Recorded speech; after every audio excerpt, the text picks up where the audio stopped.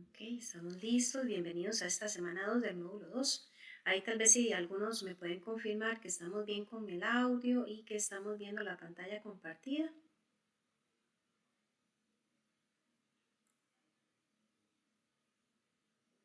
Gracias, Joel. Gracias, Ángela. Buenas noches, Katia. Gracias por confirmar. Perfecto. Bueno, recordarles, ¿verdad?, que la idea o la dinámica que pues generalmente propongo es que en el momento en que surja algún tipo de consulta, ¿verdad? O alguien quiera hacer algún aporte para enriquecer el tema que vamos a ir abordando, por favor se sientan en la libertad de levantar la mano, esperar a que yo les dé la palabra y pues participar, ¿verdad? De esta manera pues aprovechamos al máximo la clase en vivo. Recordemos que este módulo 2 es de principios de control de calidad. La semana pasada pues se cubrió el tema de concepto de calidad, autores y la evolución de la calidad. Para el día de hoy vamos a ver temas relacionados con políticas de calidad, objetivos de calidad, misión, visión, FODA y planes de calidad. Vamos a empezar por conocer qué es la política de calidad tomando como base la ISO 9001. De acuerdo a esta norma, se dice que la política de calidad es uno de los elementos centrales de un sistema de gestión de calidad. Y de ahí pues se debe establecer, implementar, mantener y comunicar a la organización. La norma ISO establece, ¿verdad?, lo que se debe cumplir. No nos dice cómo hay que hacerlo, ¿verdad?, porque eso ya es una labor propia de cada negocio, de cada empresa. Cada empresa, dependiendo de su naturaleza, liderazgo, su visión, va a establecer el cómo, pero por lo menos sí puede, ¿verdad?, utilizar las normas eh, para entender y comprender cuáles deben ser sus deberes digamos, bajo un escenario de que haya interés de una certificación. Por ende, esta ISO particularmente establece, por ejemplo, en los capítulos 5.2, 5.2.1 y 5.2, perdón, y 5.2.2, pues esos argumentos o esas instrucciones del deber de cumplimiento en cuanto a la política de calidad. La política de calidad, entonces, vamos a decir en términos muy generales que son las intenciones globales y de la dirección de una organización que van a estar orientados a la calidad y que obviamente debe ser expresada de forma formal, valga la redundancia, por la alta dirección. La alta dirección, ¿verdad?, los altos puestos o los altos mandos, tienen que establecer, implementar y mantener una política de calidad. Se recomienda que ésta sea apropiada al propósito y al contexto de la organización, que proporcione un marco de referencia para el establecimiento de objetivos de calidad, que incluya un compromiso de cumplimiento de requisitos aplicables y también que incluya un compromiso de mejora continua del sistema de gestión de calidad. Entonces, en resumen, ¿verdad?, toda política de calidad debe contener en su texto, en su redacción, estos elementos que vemos en pantalla, ¿verdad? Tiene que observarse la descripción, por ejemplo, de la naturaleza de la organización, el compromiso que tiene la organización por cumplir requisitos de calidad, debe observarse también un compromiso de la mejora continua, debe observarse una referencia al nivel de calidad que la empresa desea alcanzar o mantener y también un compromiso con el personal y la sociedad. Aquí, por ejemplo, tenemos un cuadro resumen precisamente como referencia de los elementos claves que, como ya lo indiqué, debe tener una buena política de calidad. Ahí se observamos, ¿verdad? Viene en la primera columna la directriz, la política de calidad y el requerimiento que la ISO 9001 establece y que obviamente las otras columnas, pues es la manera en que la empresa así lo expresa o lo manifiesta. Por ejemplo, donde dice directriz en la primera fila, déjenme resaltarlo por acá, ¿verdad? Empezamos por acá. Nos dice nuestro producto o servicio es. En la política de calidad podría ser que se indique, bueno, servicios integrales de salud. También podría ser que hagamos una referencia a brindamos consultas y tratamientos confiables con terapias alternativas. O también podría ser el para, o sea, a quién va dirigido, personas con enfermedades crónicas como el cáncer o diabéticos. Y esta parte, ¿verdad? Esta primera parte sería respuesta a la primera eh, solicitud o requerimiento que la ISO establece. La ISO, ¿verdad? En primera instancia indica que debe ser o debe expresarse cuál es el propósito de la organización. Entonces, como lo decía hace un momento, aquí la ISO no le dice a la empresa, mire, hágalo así, asá, escriba esto y escriba lo otro. Nada más él hace la referencia general de lo que debe observarse. Y cada empresa pues va a establecer su estrategia, su mecanismo para que en la redacción efectivamente haya una coherencia con esa recomendación que se observa en la ISO. No voy a leer, ¿verdad? Pues eh, toda la información que vemos en el recuadro, pero ustedes pueden eventualmente dar una revisión un poquito más detallada de esta, porque más adelante vamos a ver pues un ejemplo que nos va a permitir comprender con mayor detalle la naturaleza de la política de calidad. Y para esto vamos a utilizar un ejemplo metafórico, ¿verdad? Muy interesante, que es el que vemos en pantalla. Vamos a suponer el siguiente escenario. Vamos a imaginarnos, ¿verdad? Que pues somos el capitán de un barco, eso representa la alta dirección, y que el objetivo de ese barco es transportar a una serie de personas y cargamento de un lugar a otro. Los operarios, cocineros, encargados del cuarto, de máquinas y demás zonas, que son los procesos del barco, esperan la orden pues para zarpar.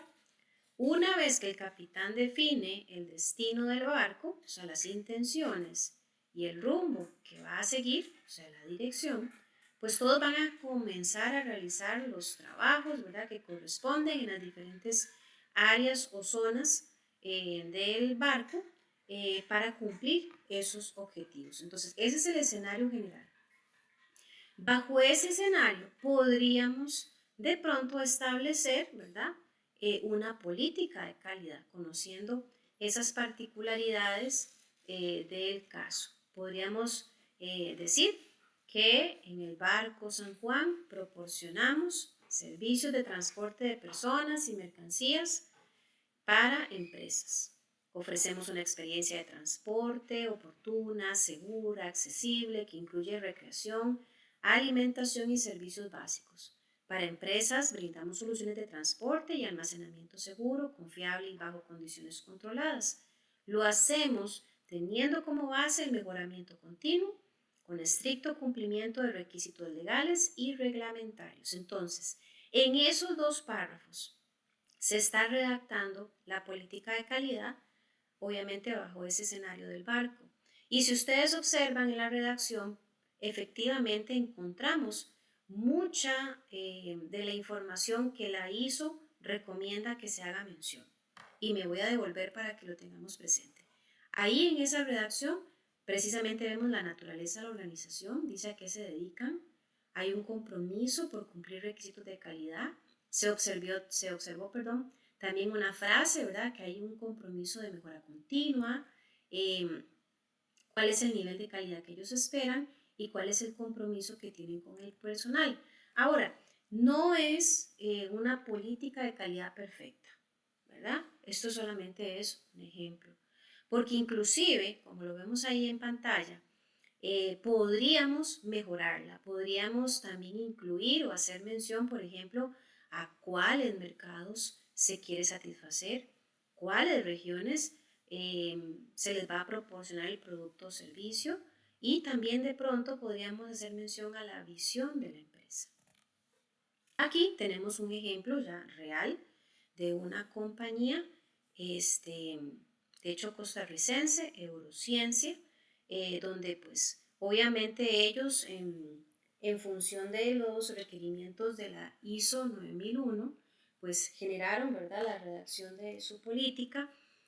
No lo he mencionado, pero generalmente pues la política obviamente tiene que estar documentada, eh, tiene que estar resguardada, y más allá de que esté metida tal vez en un ampo, ¿verdad?, ahí dentro de un mueble, tiene que ser dada a conocer por toda la empresa. ¿Y quién es el responsable? La alta gerencia. De las primeras cosas que leí al principio del tema, la alta gerencia es la encargada precisamente de garantizar que todos los colaboradores conozcan la política, y no solamente la conozcan, sino que se observe que hay un esfuerzo porque esta política sea algo real, algo que efectivamente sea observable, que haya evidencia de que se cumple con esa política.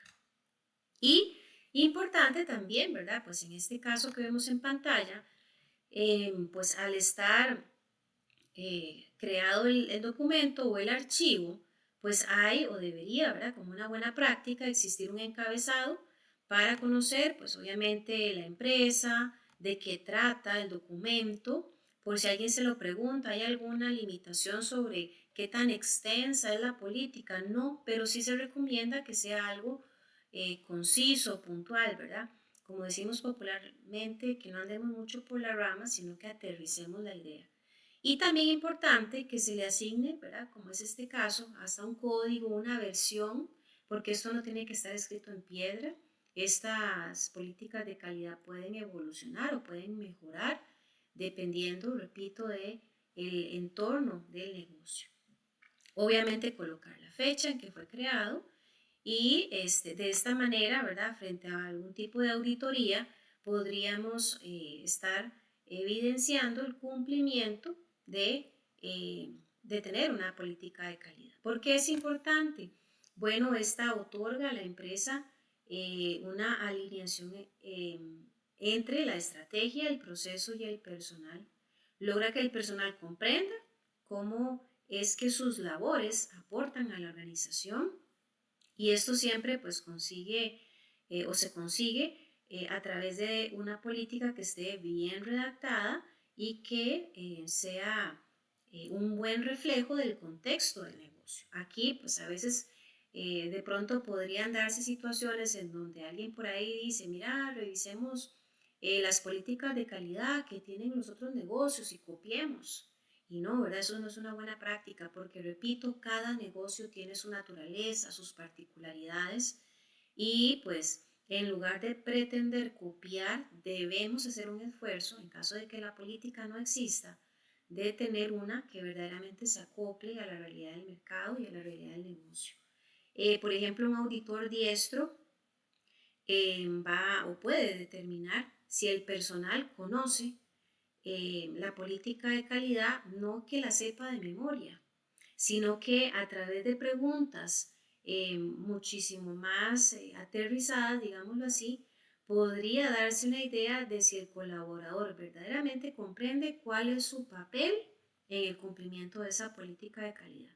Porque de pronto no sé cuántos aquí hayan experimentado una auditoría, ¿verdad? Para nadie es un secreto, pues que son momentos de mucha tensión, la gente se estresa, pues ahí algunos jefes hasta se ponen un poquillo más, menos tolerantes, por decirlo de alguna manera. ¿Por qué? Porque se quiere que todo salga perfecto, que no hayan errores. Y imagínense lo que es que un auditor pues le esté preguntando a cada uno de los empleados, a ver, dígame la política de calidad. Y de pronto se le olvida a uno un punto y una coma y va a quedar mal. Y no, esa no es la intención, ¿verdad? La intención es que, aunque yo no me la sepa de memoria, sí tenga una noción clara de qué es, cuál es el objetivo del negocio y cómo es que mi labor aporta al cumplimiento de esa política. ¿Cómo se puede evaluar si la política de calidad fue bien redactada? Bueno, básicamente tomando en cuenta estos 4 aspectos que tenemos. en pantalla. La primera es que debe ser una política medible. Y veamos un ejemplo para entender esto. El ejemplo dice, brindamos un servicio de educación de conciencia, educando al profesional en el entendimiento de la sociedad que lo rodea para que se desenvuelva adecuadamente. Ahí está muy lindo, suena lindísimo, pero nos podemos preguntar, ¿cómo se puede medir eso? ¿A qué se refiere, por ejemplo, en la frase que dice servicios de educación de conciencia? ¿Cómo yo mido una educación de conciencia? ¿Cómo es que puedo yo asegurarme de que la sociedad entiende esa frase que aunque suena bonita, verdaderamente cuando la analizo, la intento de eh, comprender, tiene sentido? ¿Cómo puedo yo verdaderamente medir? Porque a veces cuando uno, por ejemplo, va a un negocio y uno dice, mira, es que ese negocio es buenísimo, es lo mejor. Y a uno le preguntan, ¿y por qué es lo mejor? Ah, bueno, es que yo ya disfruté el producto, yo ya conocí el servicio, tuve una experiencia fenomenal. O sea, yo ya tengo algo que sustenta esa declaración. Pero en la política de calidad, cuando hablamos de que debe ser medible, muchas veces el auditor va a preguntar o a cuestionar, bueno, ¿y cómo me puede usted demostrar que eso que usted dice en la política verdaderamente se cumple? También debe ser específica. Veamos otro ejemplo. Realizamos las mejores instalaciones de gas a domicilio. Bueno, y aquí la cuestión es, ¿qué es mejores? Ahí no dice, o sea, no nos dice algo muy en concreto, es muy general, ¿verdad? Que yo diga, mira, mi servicio es el mejor. ¿Y por qué? Aquí habría también que cuestionar este, si hacen referencia a cómo debería ser la mejor instalación de gas a domicilio. ¿Será que querían hacer referencia a que es una instalación de gas segura, estética, durable? Entonces, sí, ¿verdad? El tema de hacer una buena elección de redacción, una buena elección de palabras, que más allá de que suenen bonito, tengan sentido, puedan ser evidenciadas, es lo que se persigue. También hay que hacerlo fácil y simple. Dice que pues la redacción, ¿verdad? Tiene que ser de fácil comprensión, tanto por colaboradores externos, perdón, por colaboradores, ¿verdad? De los diferentes rangos de trabajo que existan, como por gente de afuera. ¿Por qué? Porque la política de calidad no es un secreto de Estado, por el contrario, es algo que debe ser de conocimiento público. Ustedes van a encontrar políticas de calidad en las páginas de las empresas, van a encontrarla muy probablemente en lugares estratégicos dentro de la empresa o del edificio, a la vista, ¿verdad? De cualquier persona que transite en esas áreas. Y en algunos casos inclusive las políticas de calidad están colocadas dentro o atrás más bien del carnet de identificación de cada colaborador. Entonces, más allá de usar palabras bonitas y muy elevadas o muy sofisticadas, tenemos que buscar palabras que sean de fácil comprensión, y que pues no existan, por el contrario, más bien un problema, ¿verdad?, de interpretación o un problema de comprensión del mensaje. No es necesario pues tener un bloque gigantesco de texto, ¿verdad?, con palabras extrañas. Como dicen por ahí, menos es más.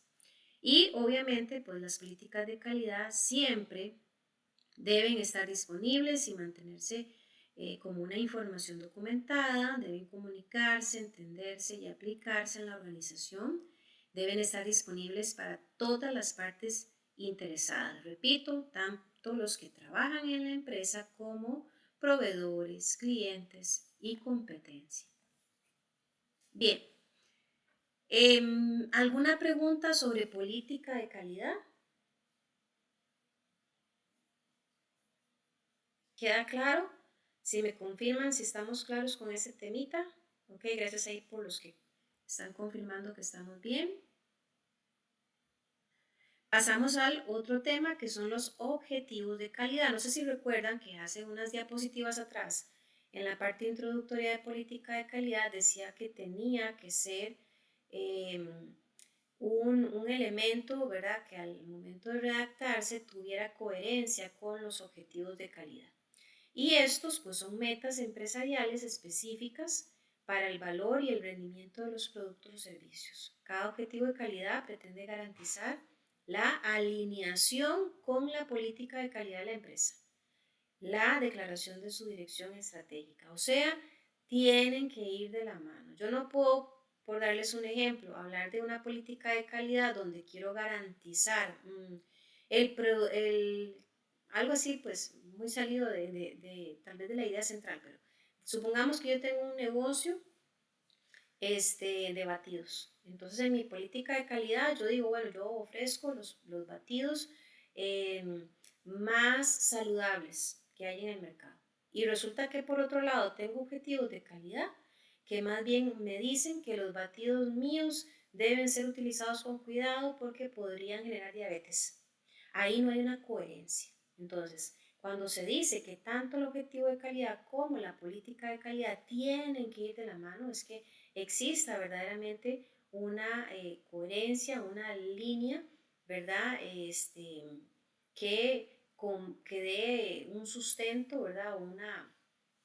O un buen sentido a esa meta que la empresa ha establecido. Los objetivos de calidad, por ejemplo, de acuerdo a lo que establece la ISO, deben ser coherentes con la política de calidad, lo que ya decía, medibles también, igual que lo vimos en la política, debe tener requisitos aplicables y deben ser pertinentes para la conformidad. Por ejemplo, debe existir una procedencia de cada objetivo de calidad. Por ejemplo, si yo en la política de calidad tenía 4 intenciones, como vemos acá, yo en la política de calidad, en la redacción, yo vengo y hago mención a 4 intenciones. Entonces tendría que existir un objetivo por cada intención. De esta manera, en el objetivo, yo voy a detallar cómo voy a lograr esa intención, cuándo lo voy a hacer, quién va a estar a cargo, eh, y obviamente esto va a facilitar que el negocio conozca cuál es el rumbo que debe tomar. Y esto que vemos en pantalla, ¿verdad? Creo que es un asunto que desde la escuela uno se lo enseña. La estructura de los objetivos, ¿verdad? Cuando uno redacta objetivos, siempre deben empezar por un verbo en infinitivo, es decir, que terminen ar, er o ir. También dentro de la redacción del objetivo hay que establecer qué es lo que se espera, cómo se va a lograr y para qué se va a lograr o para qué se desea. Y finalmente, debería de observarse en la redacción el cuándo se espera alcanzar. Vamos a ver unos ejemplos. Estos ejemplos que vemos en pantalla, los que se ven en negrita, todos son objetivos de calidad. Sin embargo, estas redacciones son muy escuetas, ¿verdad? No es digamos que el formato más completo o más correcto que uno desearía. Sin embargo, no es tan mal. Lo que pasa es que yo lo dejé así precisamente para que ustedes vayan viendo la diferencia entre tener un objetivo demasiado escueto que no me genera mucha información a uno que sí está mejor elaborado y que obviamente me permite entender y comprender qué voy a hacer, cómo lo voy a hacer, cuándo lo voy a hacer. Entonces veamos el primer caso. Dice compromiso del uso racional de los recursos. Eso es tan general, ¿verdad? Que pues ahí no me dice cuándo, quién, cómo, ni para qué. Veamos cómo sí sería el ideal. Establecer, empezando con verbo infinitivo, el uso racional de los recursos. Ahí estoy diciendo qué voy a hacer a través de una campaña con los colaboradores del departamento de producción. Ahí estoy diciendo cómo. Para disminuir los costos de la empresa, estoy indicando para qué. Y durante los próximos 3 meses del presente año, estoy estableciendo cuándo. Entonces, esta es una forma, ¿verdad?, más efectiva, más correcta de los objetivos de calidad. Y aquí pues tenemos un ejemplo también de una empresa real donde precisamente, ¿verdad? Si ustedes observan, pues viene en primera instancia la política de calidad y seguido el objetivo, que repito, el objetivo va a ser como esa línea de acción que nos permite entender cómo vamos a lograr la política de calidad. Bien, ¿alguna pregunta sobre objetivos de calidad?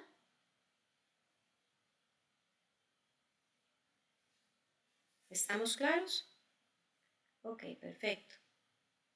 El siguiente elemento que vamos a cubrir son dos aspectos que bastante mencionados en todos los negocios y es la misión y la visión. Empezamos por la misión. La misión, si queremos verlo así de forma puntual y súper resumida, es la razón de ser del negocio. Ahí en la diapositiva, ustedes pues van a observar que a la derecha tenemos un recuadro con algunas preguntas que uno podría utilizar de guía para redactar una buena misión. Y en la parte de abajo tenemos un ejemplo de misión específicamente de la empresa Amazon.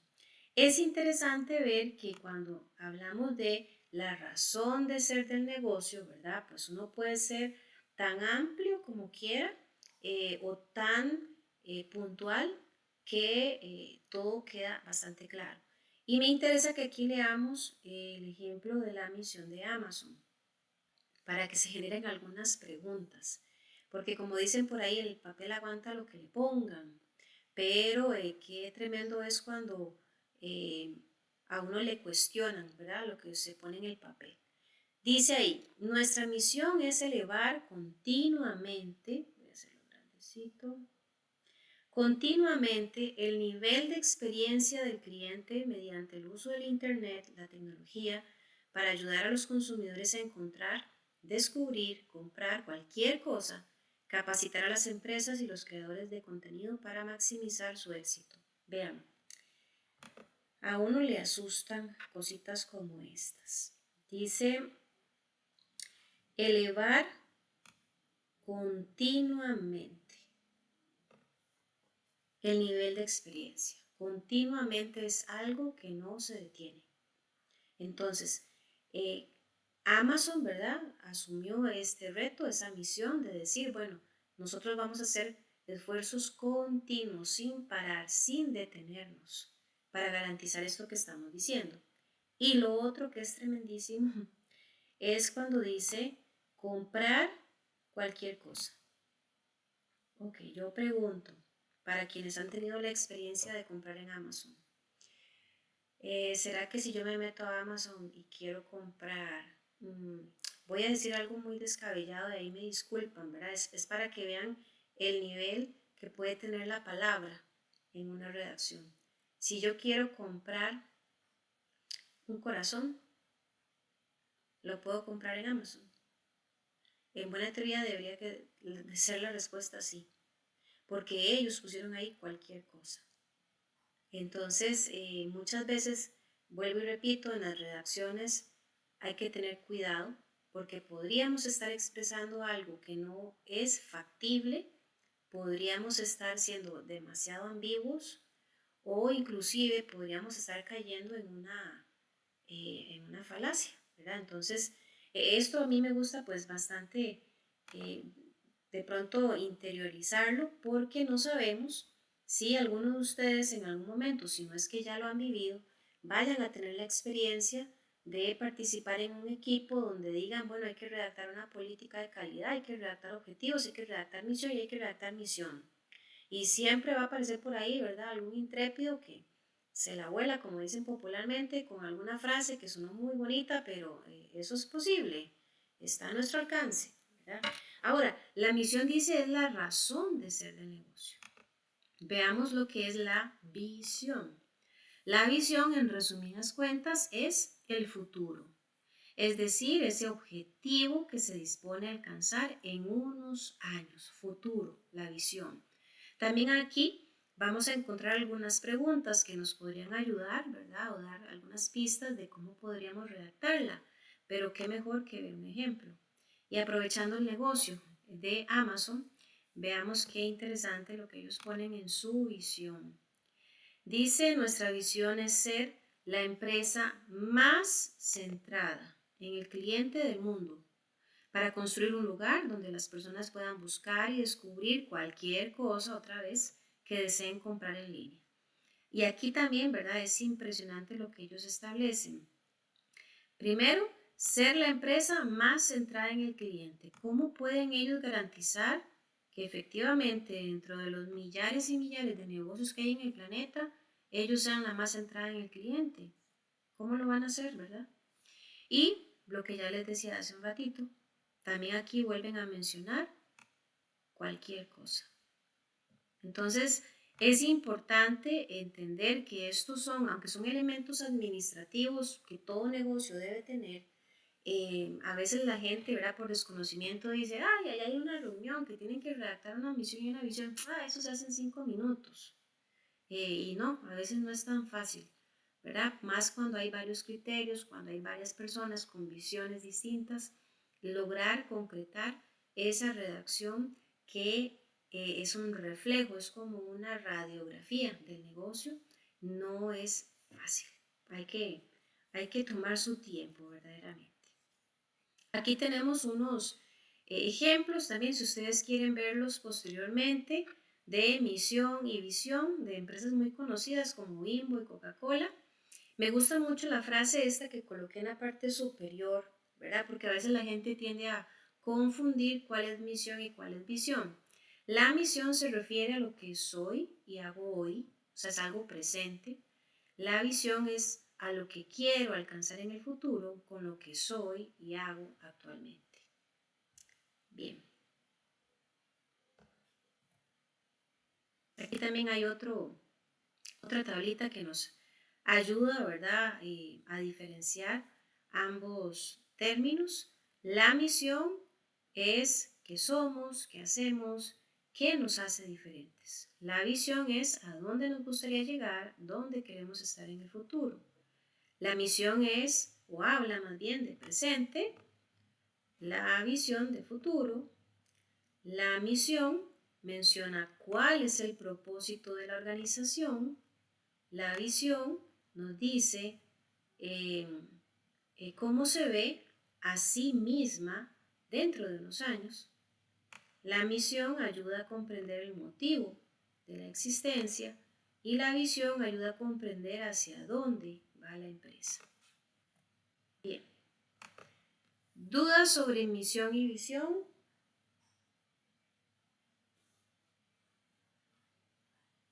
Ahí después, si alguno ha participado, ¿verdad?, en algún equipo de trabajo para redactar o crear alguno de esos elementos que hemos estado viendo, yo agradecería pues que nos comparta la experiencia. Otro aspecto que también es bastante común en términos, digamos, de esta línea administrativa es la construcción de un análisis FODA. Por sus siglas, ¿verdad?, cada letrita de esto representa pues una palabra, por ejemplo, fortalezas, debilidades, oportunidades y amenazas. Entonces esas 4 palabras pues se o hacen referencia a lo que es el análisis FODA. De hecho, esto es una herramienta tan utilizada hasta el cansancio. Usted puede hacer análisis FODA de todo, del negocio de forma global, puede hacer un análisis FODA del departamento, puede hacer un análisis FODA de un proceso, un análisis FODA de usted como persona. O sea, puede aplicar a cualquier área y entorno. Y también puede hacer un análisis FODA, por ejemplo, para un determinado momento del año, en una misma área, volver a hacerlo en un tiempo diferente para la misma área y puede hacer que la información que se recolecte ahí sea distinta. Básicamente aquí lo que me interesa recalcar es que las fortalezas, o sea, la F, ¿verdad?, las fortalezas y las debilidades son diseñadas desde un punto de vista de aspectos internos del negocio. Por otro lado, lo que son las oportunidades y las amenazas hacen referencia a elementos externos del negocio. Entonces, por ejemplo, aquí no voy a leerlo todo, pero para ver por lo menos uno de cada uno. En este caso, a nivel interno, una fortaleza, ¿verdad? Que puede ser algo positivo, por supuesto, capacidad especial y características de la empresa que le permiten contar con una ventaja sobre sus competidores. Una debilidad, que es algo negativo, sería, por ejemplo, aquellos factores de la empresa que la sitúan en una posición desfavorable con respecto a sus competidores. En cuanto a las oportunidades, que es algo externo, que está fuera del control del negocio y que obviamente es algo positivo, podríamos decir que son hechos del entorno que resultan positivos para la empresa si es capaz de detectarlos y explotarlos a favor. Y las amenazas, que es algo externo y que es negativo, podría ser situaciones que provienen del exterior y que pueden afectar negativamente el desempeño de la actividad. Bien. Ok, entonces esos elementos que hemos visto hasta el momento, ¿verdad? Son aspectos bastante claves en la parte administrativa de control de calidad y que todo negocio debe tener. De hecho, si ustedes pertenecen a alguna empresa donde no tienen ni idea cuál es la política de calidad o no tienen ni idea de cuál es la misión o la visión, eso lo que nos dice es que es un negocio pues que tiene bastantes deficiencias en la parte de calidad, porque todos los colaboradores deberían de conocer estos elementos. De lo contrario sería como contraproducente, ¿verdad? Que la empresa tal vez esté vendiéndole al cliente calidad por todo lado, pero resulta que sus colaboradores ni saben cuál es la visión del negocio, ni saben cuál es esa política, ni saben cuál es su función o el valor de sus labores en la política de calidad. Bien, vamos a pasar a otro elemento que es los procesos de producción. ¿Qué es un proceso de producción? Bueno, esto a nivel empresarial también se le puede conocer como un proceso de elaboración y es un conjunto de tareas y procedimientos que una empresa lleva a cabo para transformar ciertos materiales o factores en bienes o servicios, con el objetivo de aumentar la satisfacción de los consumidores. Por ejemplo, la producción no necesariamente es lineal o continua, ¿verdad? Tal como hasta hace poco tiempo creíamos. Tampoco tiene por qué tener un mismo foco de ejecución o un espacio físico tradicional donde se lleve a cabo. A esto habría que añadirle la irrupción de las nuevas tecnologías, los cambios que han supuesto, ¿verdad? En los procesos de producción tradicionales, los cuales se han vuelto más ágiles, dinámicos, eficaces e incluso han adaptado otras formas y vías de ejecución. Los procesos de producción básicamente están compuestos por tres etapas: la etapa analítica, la etapa de síntesis y la etapa de acondicionamiento. La etapa analítica, también conocida como acopio, pues es la etapa en donde, por ejemplo, se pueden presentar algunos de estos condiciones o situaciones. Las materias primas se reúnen para ser utilizadas en la fabricación. El objetivo principal de la empresa en esta etapa es conseguir la mayor cantidad de materia prima posible al menor costo. Aquí también se da un cálculo, ¿verdad?, de costos de transporte y almacenamiento, y también en esta misma fase, ¿verdad?, se procede muchas veces a o más bien se observa la descomposición de materias primas, por ejemplo, en partes más pequeñas. En la etapa de síntesis, o también conocida de producción, las materias primas que se recogen previamente, ¿verdad?, son transformadas en un producto real que la empresa produce a través de un montaje, por ejemplo. En esta etapa es fundamental observar estándares de calidad y controlar el cumplimiento de estos. Para que esta fase salga según lo que se desea o se previene y se eviten problemas, es necesario hacer un trabajo de observación del entorno, de manera que puedan anticiparse cambios y también se pueda trazar un plan de actuación para saber cómo actuar en caso, ¿verdad?, de que algo no se dé como se esperaba. En la etapa de acondicionamiento, también conocida procesamiento, aquí la adecuación a las necesidades del cliente o la adaptación del producto para un nuevo fin son las metas que se persiguen. Siempre aquí esta fase va a estar orientada a la comercialización y se van a prestar bastante atención a temas como el transporte, el almacenamiento de elementos intangibles asociados a la demanda, que obviamente son las variables principales de la etapa. Una vez que el producto o el servicio ya esté entregado, no se puede olvidar, ¿verdad?, que hay que llevar a cabo una tarea de control que permita saber si lo que se entregó verdaderamente cumplió con los objetivos esperados por el cliente, por ejemplo, y también pues con los estándares de calidad que se ofrecieron. Dicho esto, ¿verdad?, que es un pequeño preámbulo para entender lo que son los planes de control de calidad, vamos a decir que estos son pues un documento donde se va a especificar qué procedimientos y recursos asociados deben aplicarse, quién debe aplicarlos, cuándo deben aplicarse a un proyecto, proceso, producto o contrato. El plan de control de calidad va a definir todo el proceso, desde la recepción de materiales y componentes hasta el empaque de un producto final, por ejemplo. ¿Cuál es el propósito del plan de control de calidad? Auxiliar a la manufactura de los productos de acuerdo a los requerimientos del cliente. ¿Cómo es que esto se va a hacer?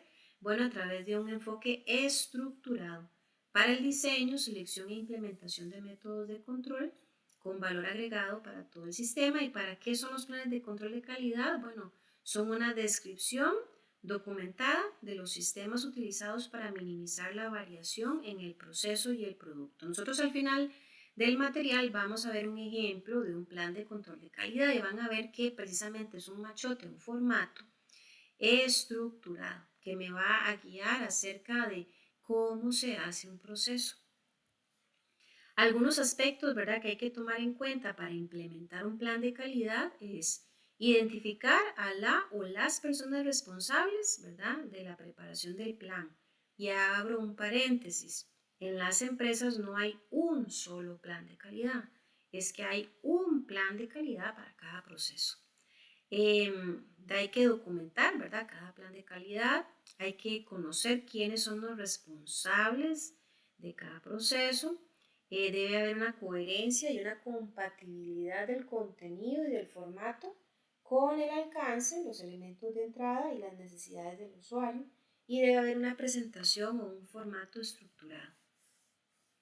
Los planes de calidad pues son bastante importantes. Aquí pues en esta imagen vemos algunas de las razones por las cuales ellos son importantes. Podemos decir que se puede aplicar a cualquier parte del proceso, es un requisito legal de la ISO, permite desarrollar y validar nuevos productos, establece la manera en que se van a cumplir con los requisitos, permite gestionar actividades para cumplir requisitos, optimiza el uso de los recursos, son base para el seguimiento o la validación y también permiten minimizar los riesgos de no cumplimiento. Por ejemplo, cuando yo, supongamos el siguiente escenario, yo acabo de contratarlos a cada uno de los que están acá presentes y resulta que yo les digo, bueno, jóvenes, ustedes van a estar a cargo de validar que toda la línea de producción que se está haciendo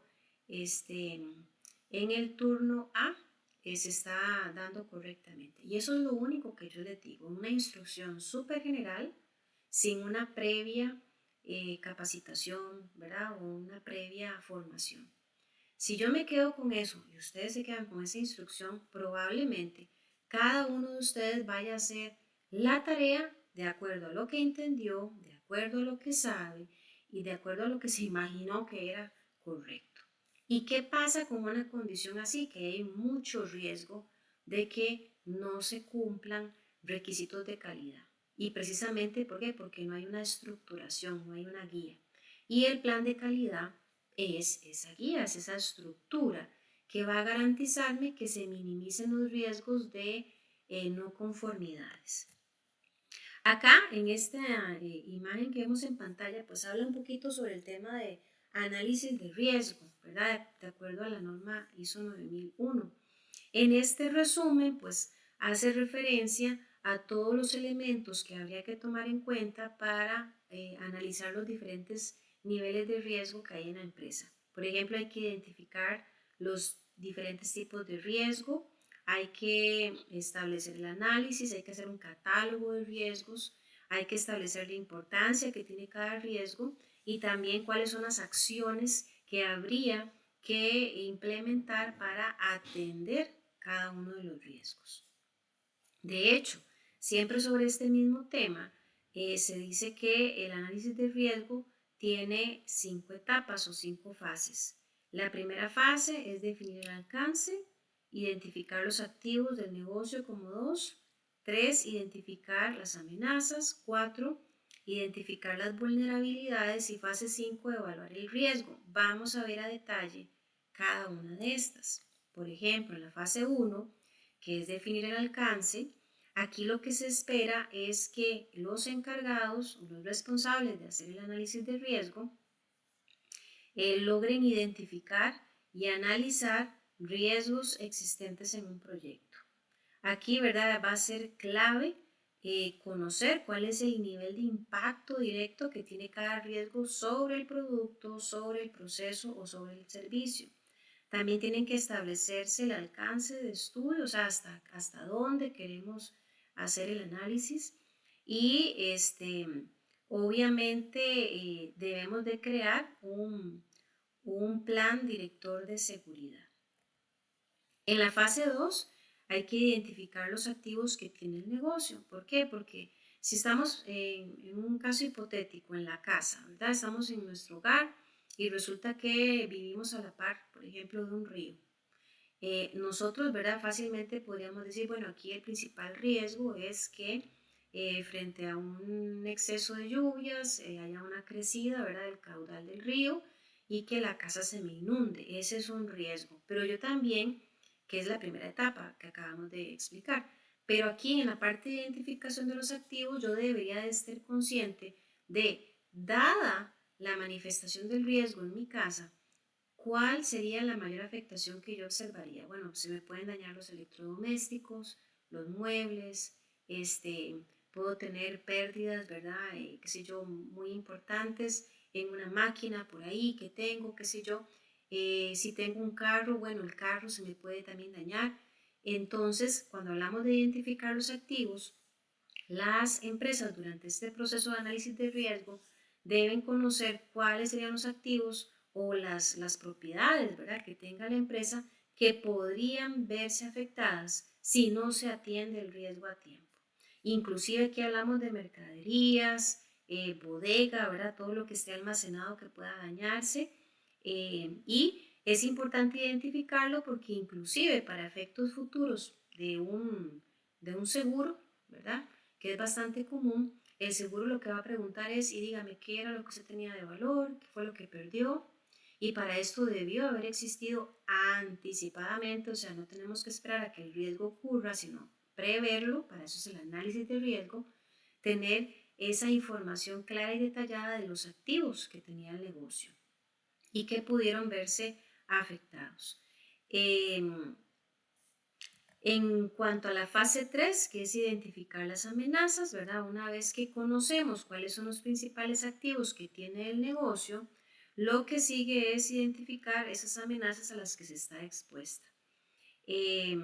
Por ejemplo, las amenazas, ¿verdad?, pueden ser tan amplias y diversas como el negocio así sea. Ahí en la diapositiva podemos hablar de amenazas como fuego, inundación, interrupciones de suministro eléctrico, robo de dispositivos, fallo de comunicaciones. Bueno, si esas amenazas aparecen, ¿cuál sería nuestro plan de atención para cada una de ellas?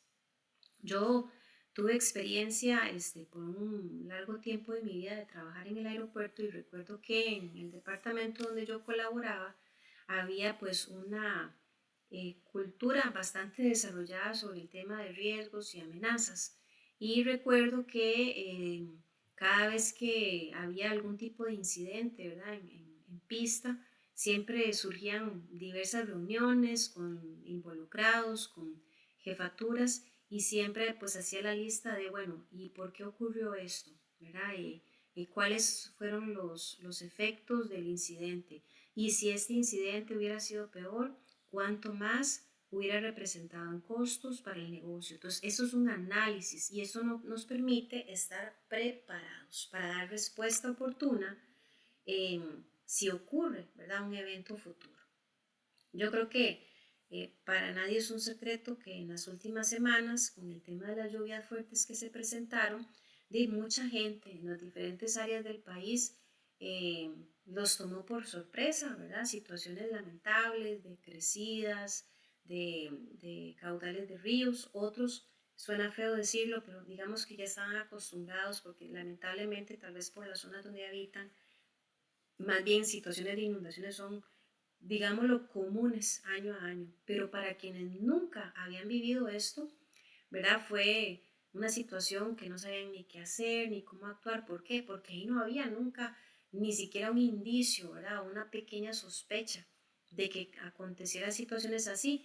En las empresas no se deberían dar nunca el lujo de decir, bueno, a la mano de Dios a ver qué pasa. No, debe haber una cultura de prevención y precisamente el análisis de riesgo es un mecanismo que nos da la posibilidad de atender, ¿verdad? Muchos posibles eventos. Fase 4, que es identificar las vulnerabilidades y salvaguardas. Aquí hay que estudiar las características que tiene cada activo para identificar sus puntos débiles o vulnerabilidades. Dependiendo del activo, si estamos hablando, por ejemplo, de una bodega donde tenemos dispositivos médicos que ya están listos, simplemente falta pues que llegue la orden de ser transportados. Bueno, ¿qué pasa si ocurre una amenaza, un incendio, una inundación, como lo veíamos antes, en esa área específica? ¿Cómo podríamos salvaguardarlos o cuánta vulnerabilidad presenta esa área o ese espacio, ¿verdad? En la empresa. Entonces ahí podríamos decir, bueno, mira, para evitar un posible evento, ¿verdad? De qué sé yo, de fuego, ahí tendríamos que tener extintores suficientes, debería haber, eh, no sé, algún mecanismo este, de dispersión de agua, pero también deberíamos de cubrir, ¿verdad? Con material adecuado para proteger esos dispositivos. En fin, ahí hay que valorar vulnerabilidad y salvaguardas para cada uno de los activos. Y obviamente, pues evaluar perdón, el riesgo al que ellos podrían estar expuestos.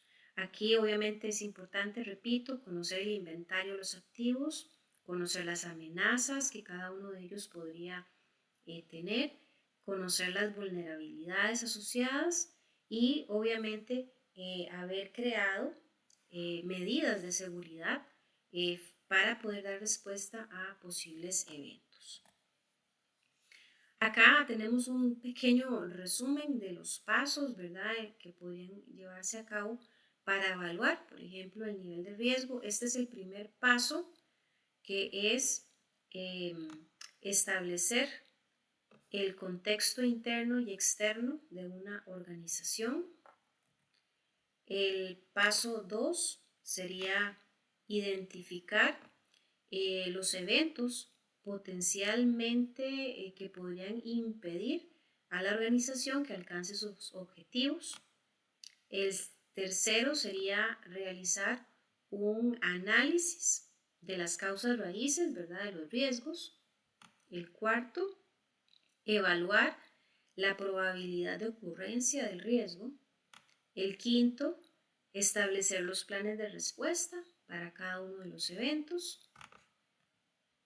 Y el sexto, monitorear y controlar. Porque más allá de que tengamos documentación, planes, que tengamos una política de calidad, que tengamos todo bien estructurado, por así decirlo, que hayamos hecho la tarea. No solamente ahí, ¿verdad? Debemos estar, digamos, como despreocupados porque ya lo tengamos, sino que debe haber también una actuación constante y activa de monitoreo. ¿Para qué? Para controlar si las condiciones que se utilizaron para, por ejemplo, la redacción de un plan de control de calidad son estáticas, son las mismas siempre o han ido variando y por ende habría que modificar o ajustar cada plan dependiendo de esas variaciones del entorno. Para crear, ¿verdad?, un plan de control de calidad se necesita, se necesita identificar la necesidad, definir los requisitos, establecer el alcance, preparar el plan, eh, desarrollar el contenido del plan y revisar e implementar el plan. Cuando hablamos de identificar las necesidades de un plan de control de calidad en la organización, hacemos referencia, pues obviamente, a conocer qué es lo que queremos estructurar y por qué. Aquí es necesario que se conozcan los requisitos de calidad y que inclusive, ¿verdad?, exista una orientación práctica de estos instrumentos en todos los procesos que se desarrollen en la empresa. Identificar las entradas para el plan de calidad sería la segunda fase. Aquí obviamente es necesario diseñar y poner en marcha ese plan de calidad, pero hay que identificar las entradas, o sea, si se ocupa materia prima, maquinaria, formularios, autorizaciones, etc. Definir el alcance del plan. Aquí hay que delimitar cuál es el fin, ¿verdad?, que se persigue con ese plan de control de calidad. Preparar el plan como tal ya es desarrollar el formato, establecer cuáles son las personas que van a estar a cargo de la elaboración del mismo, cuál va a ser la estructura, qué elementos vamos a tomar en consideración, cuáles son los procesos, los pasos, los materiales, los elementos o las personas involucradas. Obviamente podemos decir, ¿verdad?, que en este paso 4 de preparación es algo como un borrador, mientras que en el paso 5 ya es plasmar todas las ideas que se definieron en la etapa anterior ya en papel. Y en la 6 pues se va a hacer una revisión de ese trabajo que se hizo para garantizar que está completo, que no se obvió nada importante, que no hay contradicciones, que no hay elementos que tal vez induzcan al error. Aquí básicamente es como hacer un pequeño simulacro para verificar que el plan verdaderamente está bien elaborado. Ahora, hemos hablado pues bastante sobre lo que es el plan de calidad o plan de control de calidad. Para los que no están familiarizados con esto, no sé qué se habrán imaginado que es, pero bueno, aquí vamos a ver cómo podría verse un plan de control de calidad. Y antes de ver el formato, quiero que vean que se utilizan estas dos simbologías. Se utiliza el círculo que hace referencia a una operación y el cuadrado que hace referencia a una inspección. Este, por ejemplo, es una plantilla o una matriz de plan de calidad. Y aquí, precisamente, ya vamos a ver un ejemplo elaborado. Quiero que vean que en estas primeras columnas están esos dos símbolos que acabo de decir. El círculo es proceso, el cuadrado es revisión. Tenemos una columna de procedimiento, controles, encargado, documentos y acciones emergentes. Hago la aclaración, esto no está escrito en piedra, ¿verdad? Puede ser que algunas empresas agreguen o pongan o quiten, ¿verdad?, alguna de las líneas que aquí vamos a observar, pero este es un formato bastante universal. Permítanme hacerlo un poquito grande. Les decía, este es un ejemplo ya de un plan de calidad, un plan de control de calidad. Lo primero que observamos acá pues, es un encabezado que nos dice de qué es este plan. Este es un plan de un proceso de servicio regulado para el chequeo de pasajeros de aeropuerto. Yo les dije hace un rato también que hay tantos planes como procedimientos o procesos existan en una empresa. Aquí en este caso se le asignó un código, una fecha de rige, quién lo elaboró, que puede ser una o varias personas, y quién lo aprobó, que generalmente es algún jefe. Y quiero que vean que aquí lo que se va haciendo en esta columna de procedimientos, digámoslo así, es una serie de pasos ordenados de cómo se tiene que elaborar el proceso. Ahora, cada uno de estos pasos representa o un proceso o una acción de verificación. Dependiendo de lo que sea cada paso, se coloca un punto, ¿verdad? En la columna, dependiendo del que sea. Vamos a ver el primer ejemplo. Dice el primer paso, revisión de documento de viaje al inicio de la fila. Revisión, eso es un proceso. Entonces, revisión es una verificación, ¿verdad? Entonces, se está colocando el punto dentro de la columna del símbolo de verificación, que es el cuadrado. Eso es lo primero. Acá se está haciendo una mención de cuáles son los aspectos que hay que revisar o verificar. Aquí es impuesto de salida y la validez del pasaporte y del boleto. Se coloca quién es el responsable de hacer esta tarea, que es el anfitrión. Aquí inclusive se hace mención si hay que verificar algún documento, ¿verdad? Que ya esto es algo interno. Y muy importante, vean que tenemos una acción emergente. La acción emergente se coloca solo para los procesos de verificación. Ojo con esto. Repito, las acciones emergentes solo se colocan para los elementos, aquí me equivoqué en la explicación. Las acciones emergentes se van a colocar cuando, por ejemplo, este proceso que se quiere hacer no se pudo cumplir. Y lo voy a explicar más ampliamente. Dice, revisión de documentos de viaje. Se revisa el impuesto, el pasaporte y el boleto. ¿Qué pasa si cuando se está revisando se encuentra que una persona tiene el impuesto o el pasaporte vencido? O sea, no cumplió, ¿verdad? No cumplió con este primer paso. Entonces, en la acción emergente, yo le digo a la persona que está haciendo el proceso lo que tiene que hacer en ese escenario. Entonces, ¿tiene alguno de los documentos vencidos? ¿Qué va a tener que hacer la persona? No recibe al pasajero. Por eso, hace un momento cuando yo les explicaba sobre este tema, planes de calidad, es un formato, un machote que va a guiar el proceso, que de forma muy puntual va a garantizar que no hayan riesgos de errores. Imagínense lo que es que yo le dé este formato, ¿verdad?, a una persona y que no tenga una acción emergente. Entonces, ¿cómo va a saber qué hacer cuando no se observe lo esperado?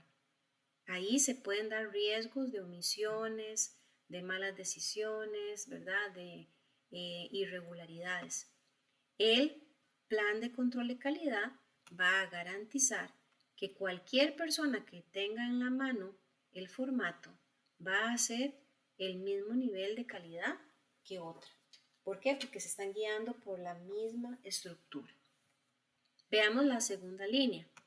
Dice, ok, bueno, la persona supongamos que tenía todo al día y todo en orden, entonces el segundo paso es, se ubica en la fila correspondiente y esto es un proceso. Por eso estamos poniendo el punto, ¿verdad?, en la columna del círculo que representa un proceso. Y en este caso, aquí no hay acción emergente, ¿verdad? ¿Por qué? Porque se supone que al ser un proceso, los procesos no requieren acciones emergentes. Sin embargo, quiero que le den una ojeadita a todo este ejemplo. ¿Por qué? Porque si ven acá, en este paso, La acción tiene punto tanto en proceso como en verificación. Dice, se solicita al pasajero describir si lleva material peligroso. ¿Por qué es un proceso? Pues porque se va a entablar, ¿verdad?, un diálogo con el pasajero. Y es verificación porque tenemos que comprobar que lo que el pasajero va a declarar es verdadero o falso. Entonces, en este caso se están dando las dos acciones. Y como están las dos acciones, tenemos una acción emergente. Déjenme ampliarlo porque ahí se me tapa con una de las herramientas. Tenemos una acción emergente que, recordemos, la acción emergente es qué hacer si no se cumple. El requerimiento era que el pasajero, ojalá, ¿verdad?, estuviera acatando las medidas de seguridad de no llevar nada peligroso, pero si encontramos que la persona llevaba una bomba, ¿verdad?, un arma de fuego, entonces la acción emergente le dice al encargado qué hacer. Y en este caso es llame a la seguridad, porque hay sospecha, ¿verdad?, de que tal vez el pasajero está ocultando información, está mintiendo eh, o algo similar. Bien. Pregunto, ¿queda claro el tema de plan de control de calidad? ¿Hay alguna pregunta, algún comentario?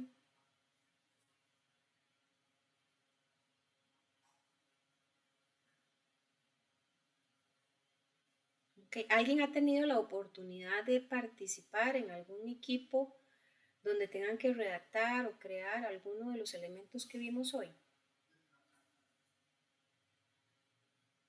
Que nos pueda compartir.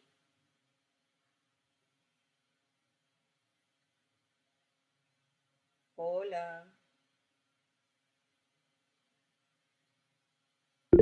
No, profe, yo no, por lo menos. Ok, gracias Brian, gracias Katia ahí.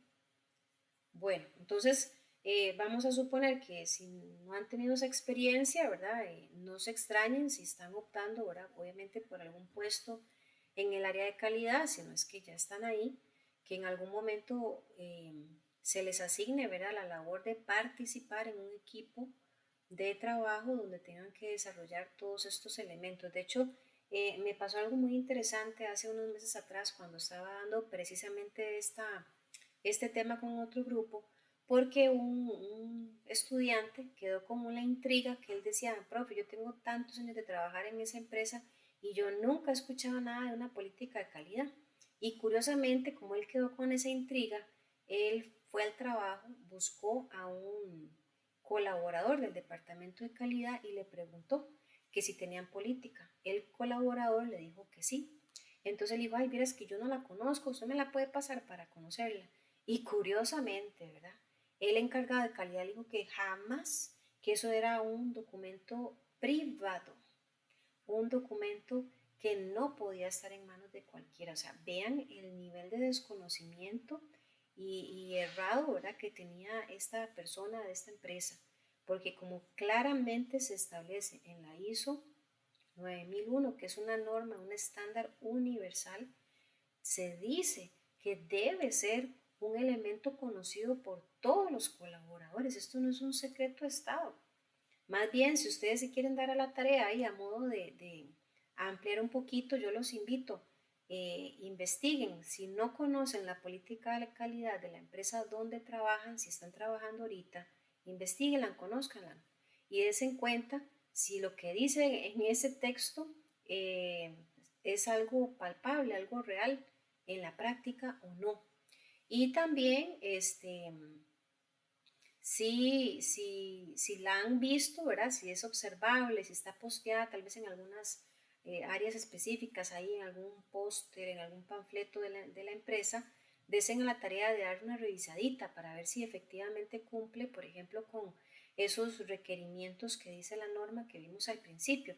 Todo esto nos permite, ¿verdad?, mejorar el aprendizaje y empezar a desarrollar inclusive pues un mayor criterio de lo que está eh, dándose en nuestro alrededor.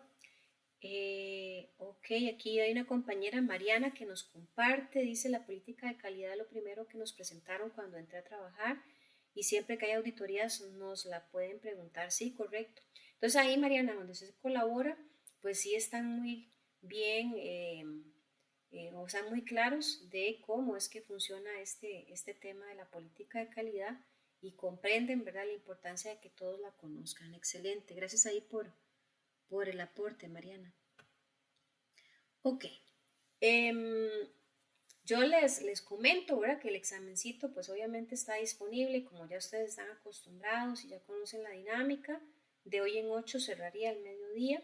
Lean con cuidado, por ahí hay algunas trampillas en redacción que si leen a la ligera van a escoger mal la respuesta. Lean con cuidado, analicen bien lo que se les está preguntando para que puedan elegir acertadamente la respuesta. Igualmente, ¿verdad? Frente a cualquier pregunta o consulta que tengan de la materia, pues lo seguimos manejando a través del correo electrónico y pues si estamos claros con toda la información, si no hay dudas, si no hay algún aporte, pues sería todo por hoy. Agradecerles el tiempo, agradecerles la asistencia. Ojalá que en próximas clases vayan, como dicen, animándose un poquito más a participar, ¿verdad? Para aprovechar al máximo la clase en vivo.